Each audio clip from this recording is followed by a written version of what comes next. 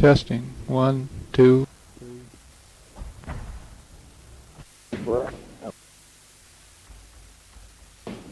Judge of the main points of my approach to perception, more particularly visual perception. I'm writing a book at the moment, about half through, called An Ecological Approach to Visual Perception. And so what I will do is indicate the main points and perhaps the controversial points of this approach. I don't call it a theory for reasons that you may hear, so much as an approach to problems of perception, particularly visual. There are three main features of this approach that I will emphasize. 1, 2, and 3. 1, a new description of the environment to be perceived. And of course, nothing is new, so I put new in quotation marks. Second, a new, again with quotation marks, a new optics, which I call ecological optics, to distinguish it from physical optics and geometrical optics and physiological optics, which are what you get courses about. There are no courses in ecological optics as yet. And 3, a new definition of perceiving. That's what I meant by theory. It's a new conception of what the act of perceiving is, I think, or I will suggest that it is. It's not so much a theory as a paradigm, a new definition of perceiving. And so I'll take them up in order. A description of the environment. I will talk about not the matter and energy and what's talked about in physics textbooks. I will talk about the triad of medium, substances, and surfaces. Then about points of observation in the medium, and then the reciprocity of the environment and the observer. Under the new optics, I'm going to talk about what I call ambient light. Ambient meaning surrounding a point. And the difference between stimulus information, as distinguished from stimuli, and the concept of what is in ambient light. And what's in ambient light is, I think, consists of visual solid angles, not rays. Now, the main thing that I must allow time for is the new conception of perception, of course, which involves the complementarity of perceiving and of perception and proprioception. And I'll try to explain that. Many of you have these ideas in part here, right? Complementarity of perceiving and proprioceiving, self-awareness. The hypothesis of invariant extraction, detecting invariance, which is information. The rejection of the theory of sensory channels, or sense modes. A new basis for a theory of attention, I think. The merely incidental character of the contents of consciousness. A new basis for sorting out the facts lumped under memory.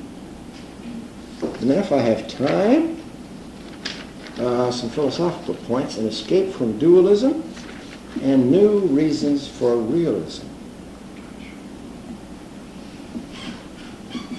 And if there's still further time, which there won't, a really quite new theory, I think, and this is what I'm most steamed up about, a theory of how men can obtain information about their environment from pictures, a new theory of pictorially mediated information. What have implications for aesthetics? Well, first of all, about the new description of the environment. As I said, it consists of a medium. For our environment, that's air, not water, or not fish. substances and surfaces. And the surfaces are, of course, the interfaces, the separations between the medium where animals live and the substances in which they don't, by and large, live. There can be surfaces with solids of various degrees of substantiality, or water, which is less substantial, or clouds, for example, which are still less substantial. But if there are surfaces, and if the medium is, as we say, filled with light, that is, with illumination, then the light is reflected from these surfaces in such a way as to specify the surfaces. Now, in a textbook, all you hear about is mirror reflection, geometrical optics, and I'm not even going to mention mirror reflection. I'm going to mention rough surfaces and scattered reflection of light from those surfaces. So we have medium, substances, and surfaces, and there's no reference to matter or radiant light. I'm talking about ambient light to a point in the medium, not radiant light from a vibrating atom, or source, in short, of energy. Now, I will take for granted physics and physical optics and energy and talk about the steady state of reverberating radiation in a semi-enclosed space or medium, such as this room, where there are sources there, or such as the open air, where the sky and the earth reflect light back and forth until it reaches a steady state.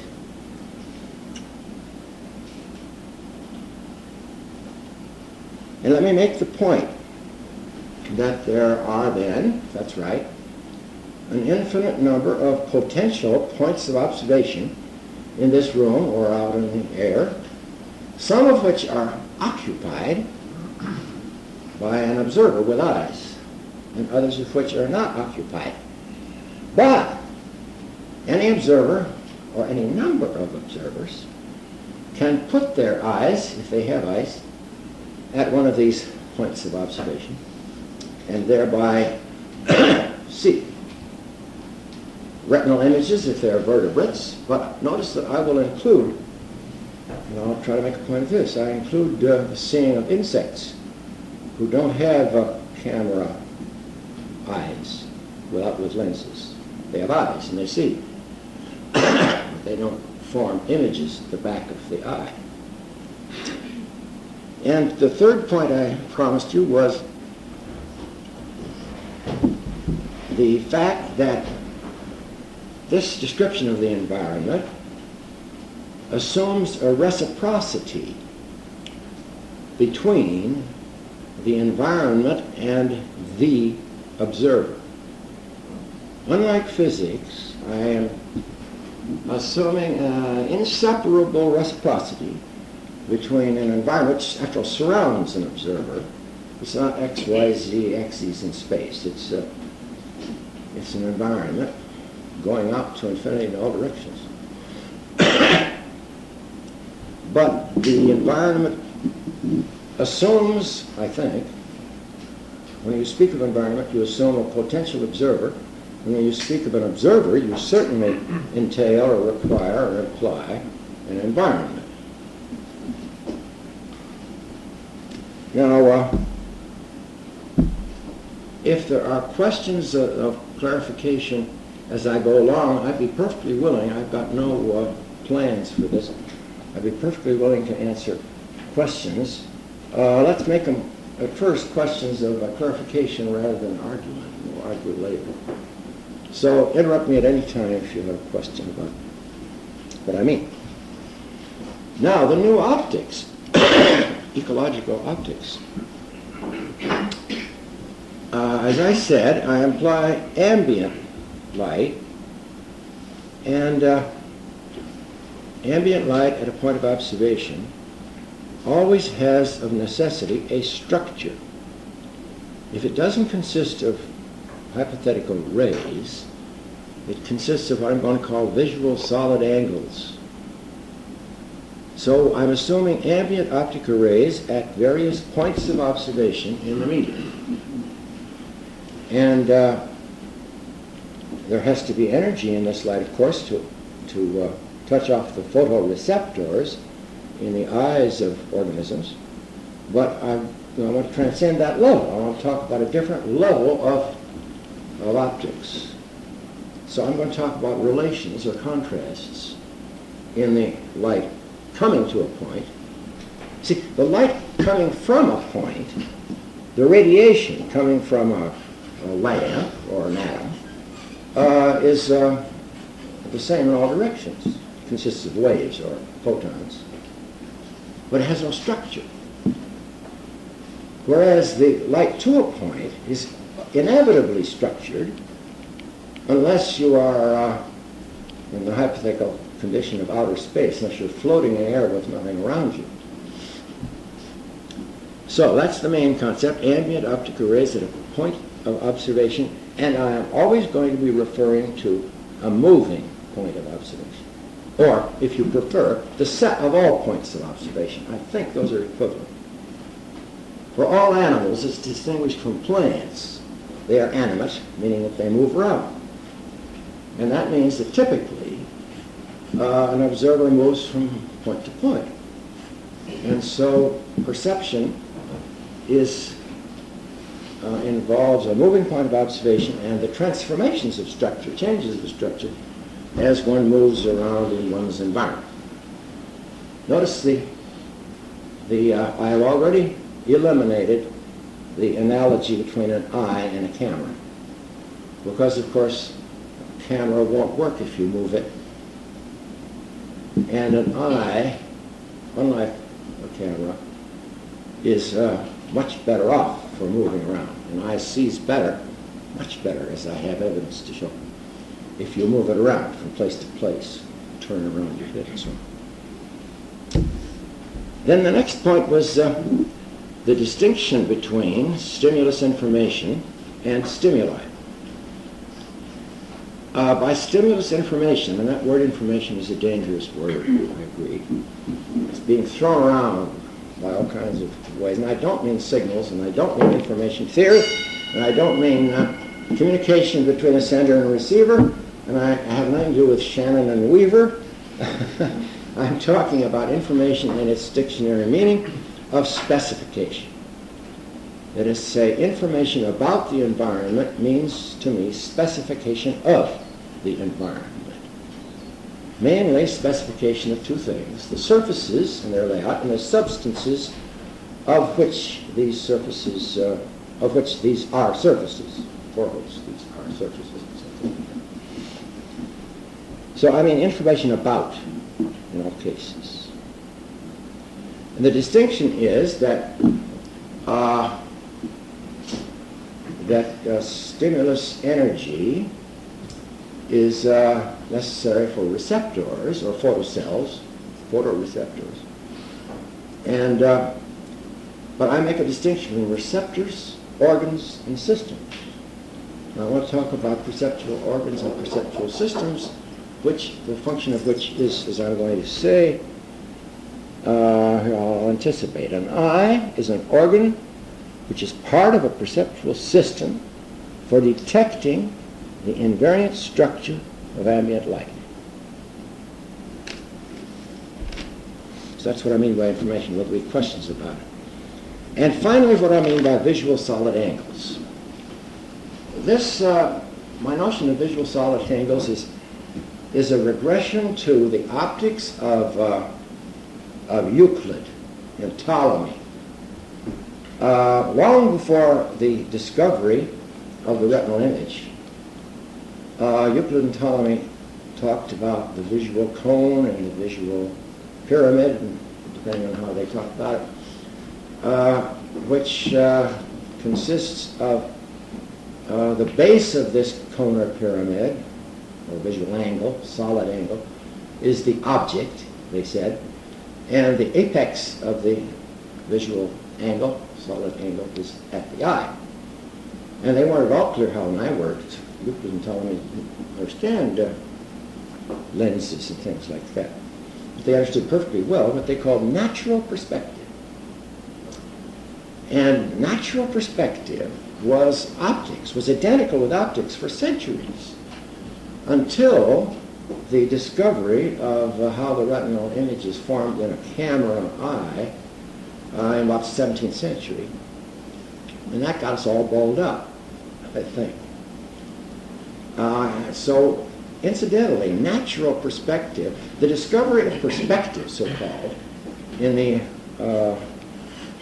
by the artists of the 16th century, I guess it was.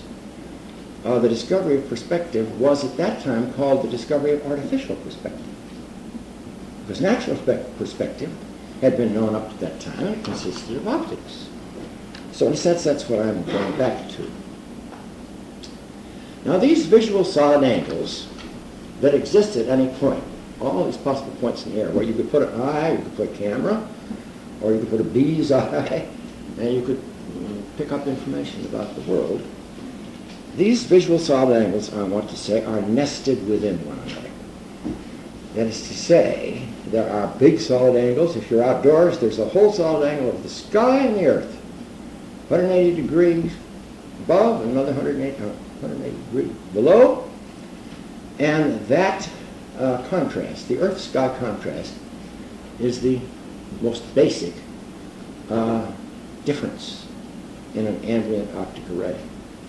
And then there are subordinate or smaller solid angles coming from big surfaces, and then still more smaller solid angles coming from littler surfaces like trees, and still smaller ones coming from faces, and still smaller ones coming from the elements of texture of these surfaces, and so on. So they're nested.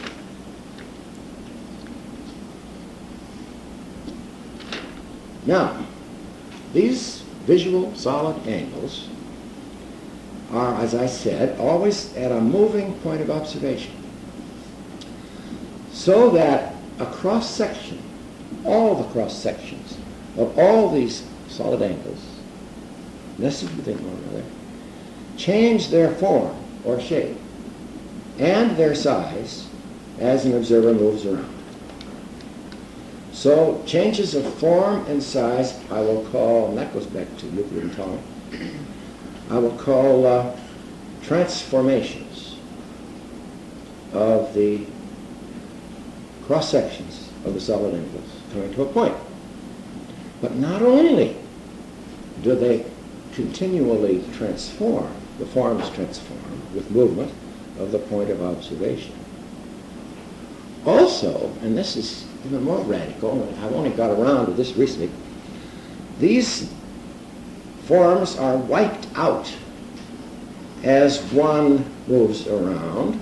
For example, if you go around a corner, if you go from one vista to another, as I would put it, you completely lose the solid angles that exist in one room, and you substitute another set of solid angles. But the transitions between these nested angles, the structure in one vista to another, are completely reversible and are regular. Not by set theory, but by regularities of optics.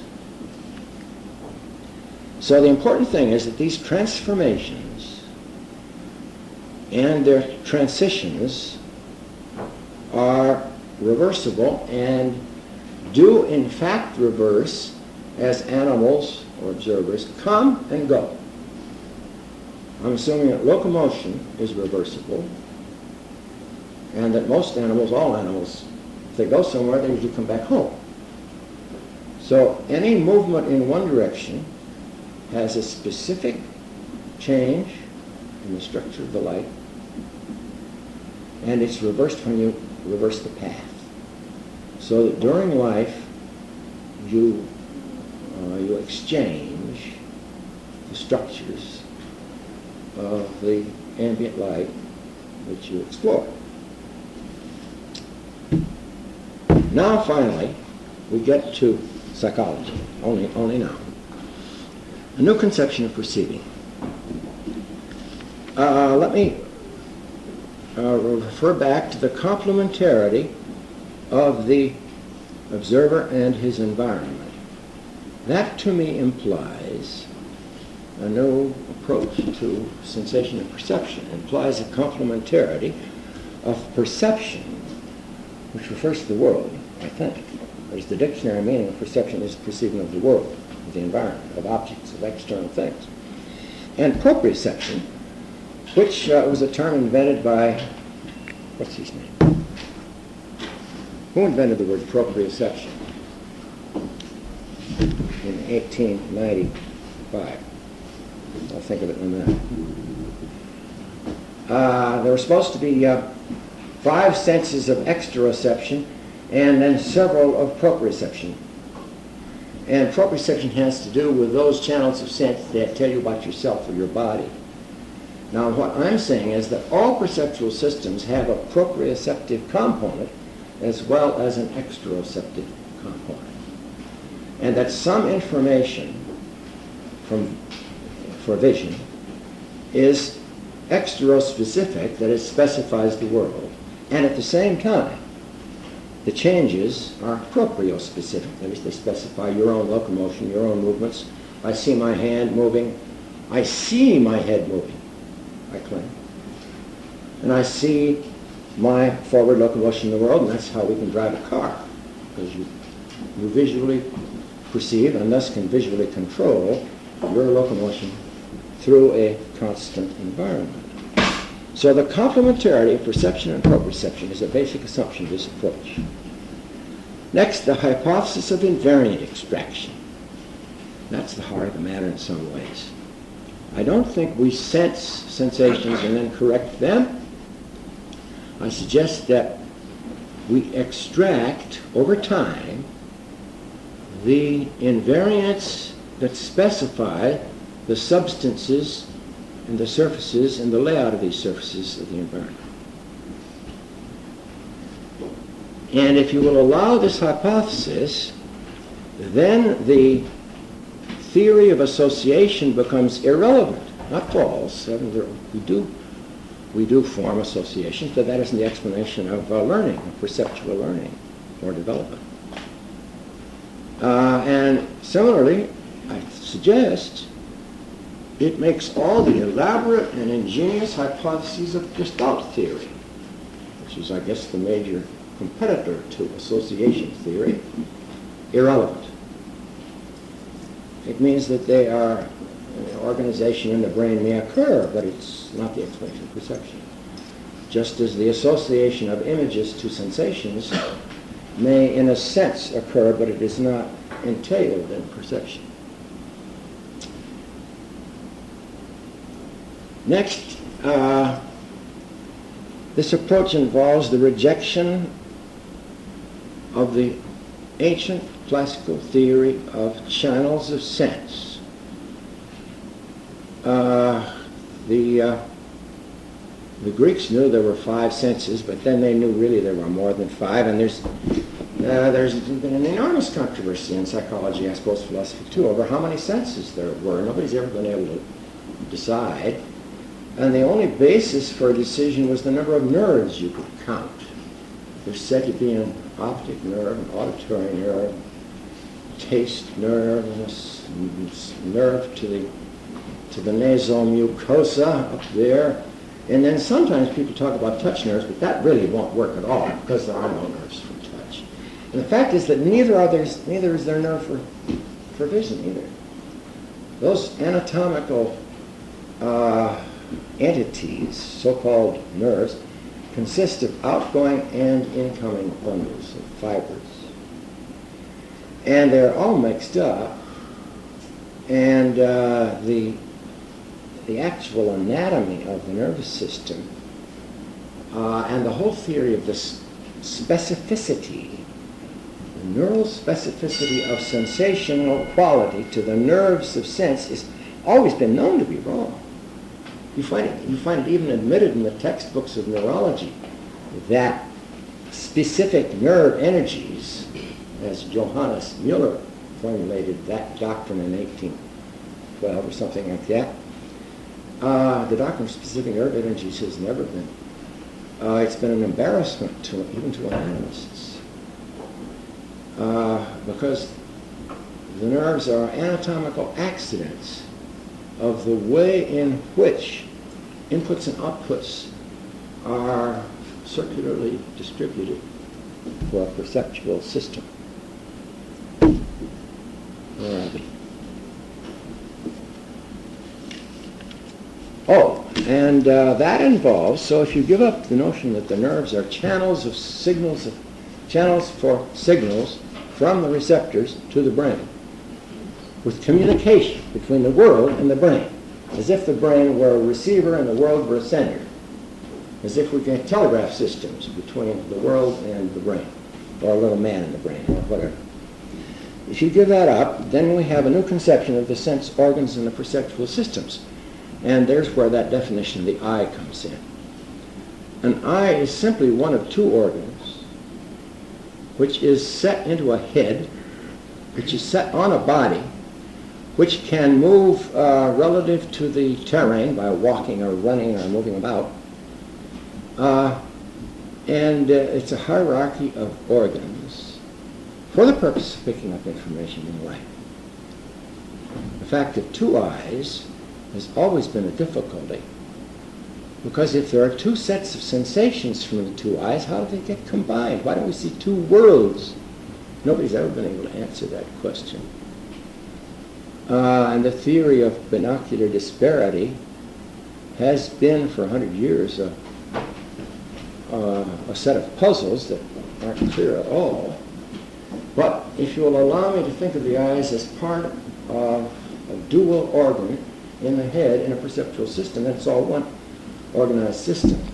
And forget about the camera. Well, this leads to a new basis for a theory of overt attention, a new kind of attention, really, which has been neglected, as distinguished from the existing evidence about covert or mental attention.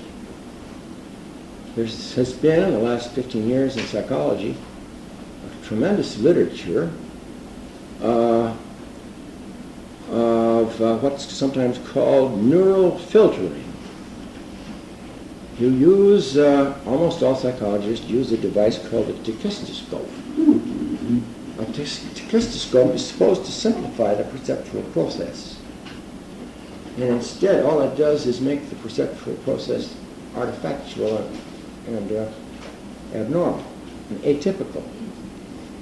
Because we see with a moving head and so on.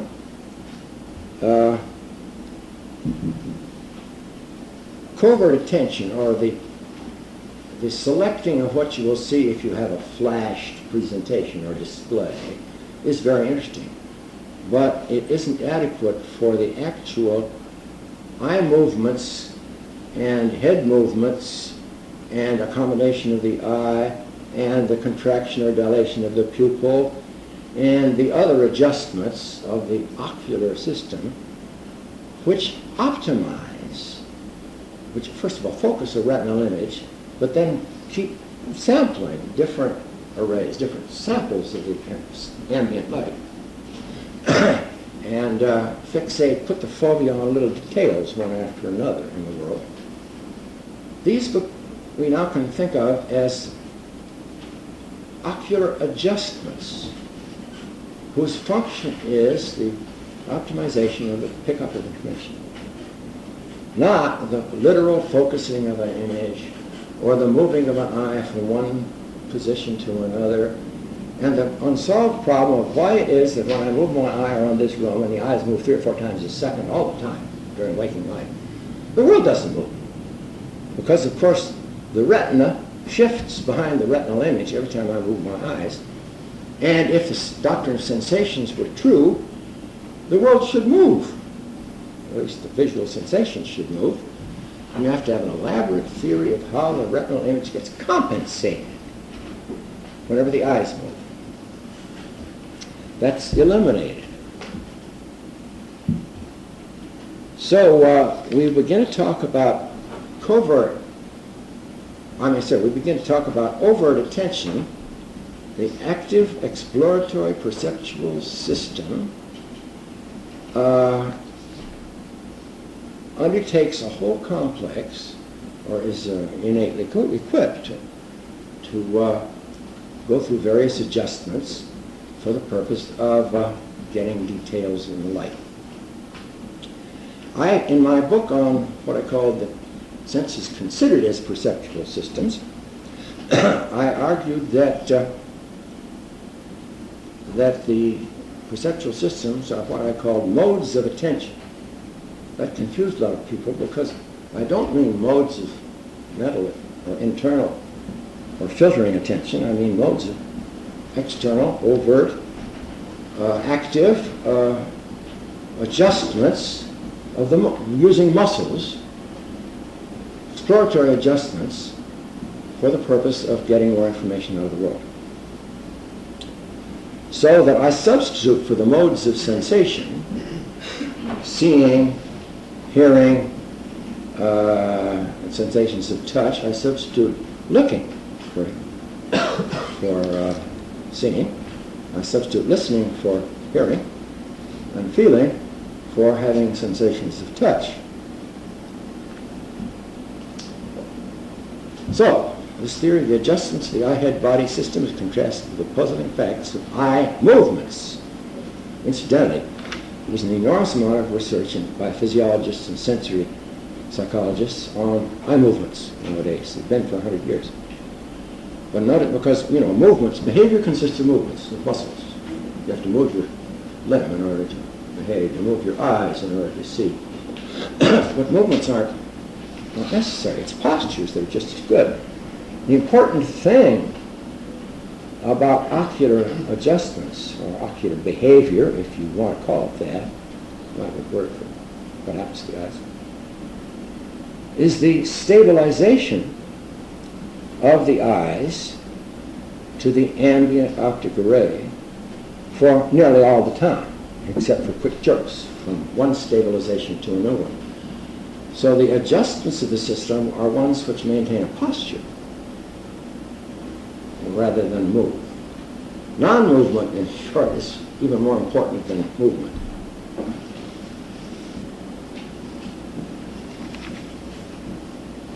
Yes, and that leads to what I call invariant extraction from the structure of the ambient light. And a word about structure of ambient light. That word structure is a dangerous word, but let's borrow some terms from linguistics. There is a kind of superficial structure to the light, which I'll call the perspective structure.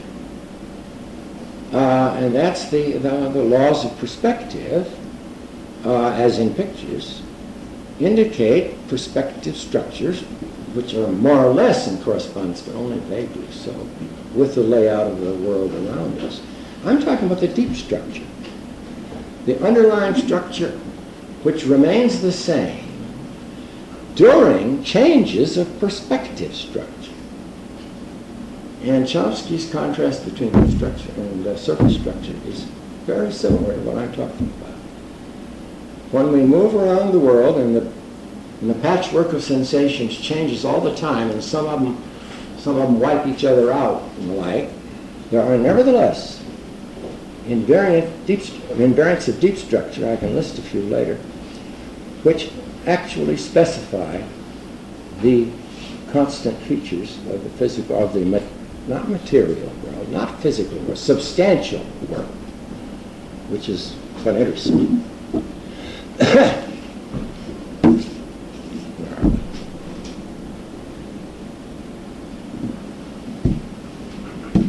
Oh yes.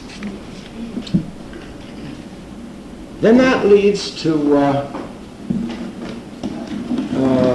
the idea that the contents of consciousness,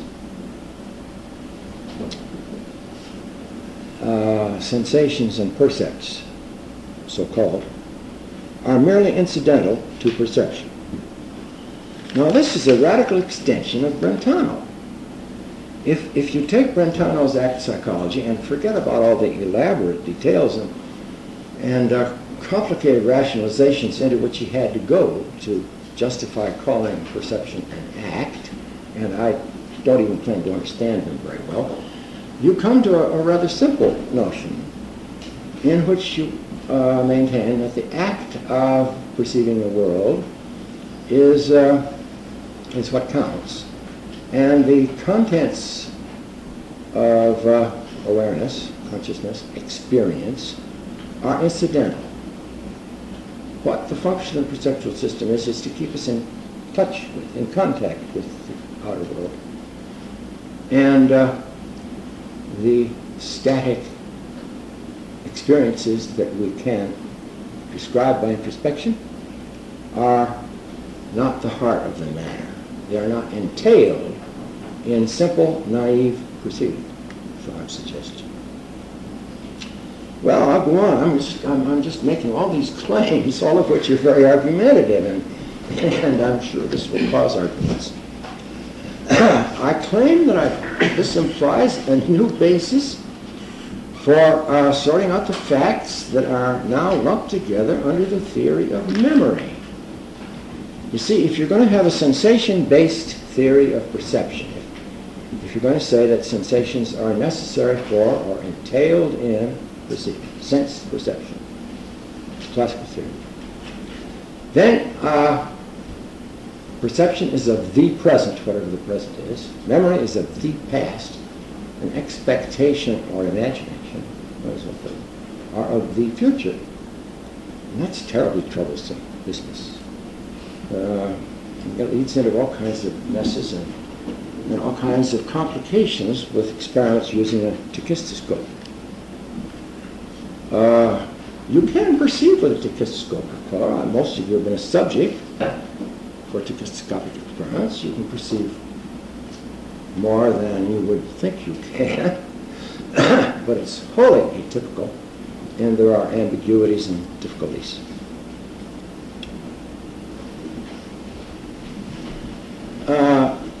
This suggests, although it's still very vague, this kind of theory, that one, that perception includes, perception includes awareness of the environment without respect to time, past, present, and future. The invariants, if there are invariants, and there are of course invariants, solids are generally invariant, and if there are invariants in the ambient light over time, over a changing array, then perception occurs over time. It's as simple as that. And where does memory then come in? Now, the recollecting of my childhood, say, is an entirely different kind of cognition than perception in this terminology. I claim we perceive the environment. I even claim that in some extended sense of perception, I perceive the hallway outside that door. It was only half an hour ago that I walked through there. I can see it, in a certain sense. And I am aware of the hidden surfaces of the environment. I visualize them, if you like. But that is not memory. I want to divide up memory into subtypes is the point. I want to talk about the seeing of the surfaces that are projected to this room. I want to talk about the visualizing of surfaces that are hidden by the walls of this room. I want to talk about the visualizing of the past. But then I'm allowed now to distinguish between that and the recollecting of surfaces that have gone out of existence, and the imagining of surfaces that have not yet come into existence, such as when an architect designs me a house, and I can visualize that house, and I say, oh yes, that's it. I'm going to have it this room, I'm going to have the basement here, I'm going to have the kitchen here, I'm going to have this, and so on, so on, and so on. That's kind of cognition, but it's not at all to be confused with recollecting or with visualizing of the sort I have described. You know, to sort out this muddle of memory into its actual types, and enable us to investigate them separately. Whereas if you're sensation-based theory of perception, you have to believe that present sensations, by either organization in the brain, that mysterious process of electrotonus, as Curler called it, anyway, the process of sensory organization supplements the inputs so as to construct a phenomenal world, which never worked. Or, in association theory, take Titchener's context theory of meaning. I perceive the ashtray in the sense of I have sensations. I have a sensation of whiteness and glossiness and a surround that is yellow, and then I have memories, memory images of how it feels, and of how it feels hard, and of having broken one, and on and on and on and on. But those are all memories which, by association with the present sensations, cluster around, make context, and give me the meaning of the percept. That won't work either. It's contradicted by an awful lot of evidence. One other case. Some of you may know the famous experiments of Michat on what he called the tunnel phenomenon, which has to do with this perceiving of the hidden. Roughly, I'll try to do it by gestures instead of the blackboard. Roughly, he had a display in which he had a black circle, black disc, which moved behind a barrier, a screen, a tunnel, he called it. And it moved behind the tunnel like that. And then a little later, it came out on the other side. Now, Michat just showed this display. There are two edges here, you see. The object goes behind the edge and comes out. It is occluded and then disoccluded. Notice it doesn't transform. It changes shape in a very peculiar way. Structure changes in a way that is quite different from any other. What you perceive, even children, is a solid object going behind a screen, an opaque, a barrier, a screen, a projected surface, and then coming out from behind. And, said Michat, you almost see the object behind the tunnel, or behind the screen. Almost see. And that's perfectly true. The vividness of the experience depends in part on the duration of the interval during which the object is occluded or hidden. But the shorter the interval, the more you see it. The longer the interval, the more you have to visualize it, or maybe something of that sort. But what Michat pointed out was this is sensationless perception. This is one of my, what I consider proofs that sensation is not entailed in perception. What Michat called it was amodal perception. That is, the perception of the black disc behind the screen had none of the modal qualities of visual sensation. It wasn't black, it wasn't round, it had none of the characteristics of a sensation, and yet you perceived it. And I think that's impressive evidence. No, I really couldn't finish. I think that this gives us an escape from dualism. Either mentalism or idealism on the one hand, or behaviorism or materialism on the other. It seems to me that psychology is ready for, instead of fighting about behaviorism versus mentalism, instead of, if we're going to give up behaviorism in America, and I hope we do, let's not regress back to the mentalism of the 19th century, which was even worse.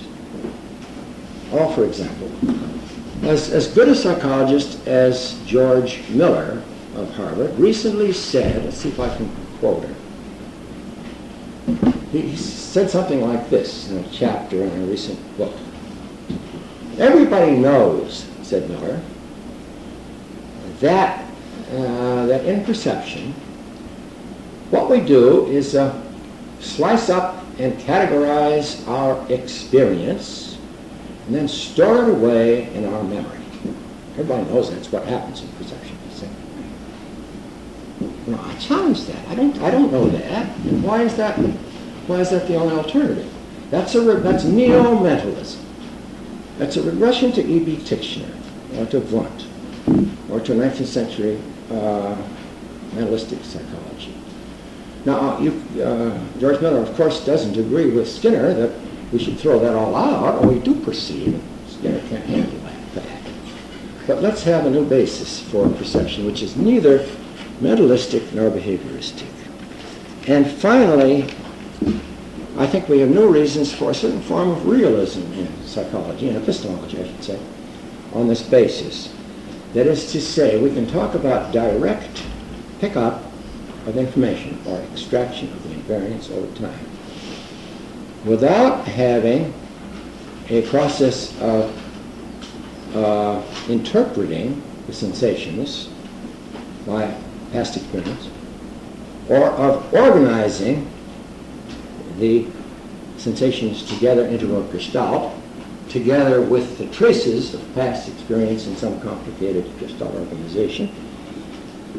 We have a form of direct, or if you like, naive realism. We seem to see the world about as directly as anyone could. I see you all almost as directly as I touch the table. I see no difference between the directness of my feeling this table and my seeing of all of you. And I now have a justification for that naive feeling. It's not, of course, based on sense data, since this is a theory of information-based perception, not a theory of sensation-based perception. And lastly, I will say something about pictures. I do agree that there's such a thing as mediated perception, but that's now relegated to perception mediated by pictures and images, and of course by talk and writing. Men, and I think, as far as I know, only men, have got where we have got by means of the accumulated wisdom of the ages, culture, libraries, and above all pictures. Libraries only go back to 6,000 BC, but pictures go back 30,000 years, and men have been making pictures in the caves and otherwise for a long, long time, and thereby telling other people what the artist has seen but the other person hasn't seen. And when those ancestors of ours went into the caves with their torches and they saw on a wall, here was, to be sure, frozen, but nevertheless here was a mammoth on the wall of a cave. They were deeply impressed, as they should have been, because the experience, the perception of a mammoth on the wall of a cave gave them to think. And I'm not at all sure what philosophy began with that puzzle. But this is then mediated perception is of this sort. And direct natural perception is the pickup of information. Now, I'm sure you have lots of arguments. But first of all, Professor Clark has a crack at this. Why don't we take just a very short break for everybody to get a breath of air and a drink of water? Leave that door open.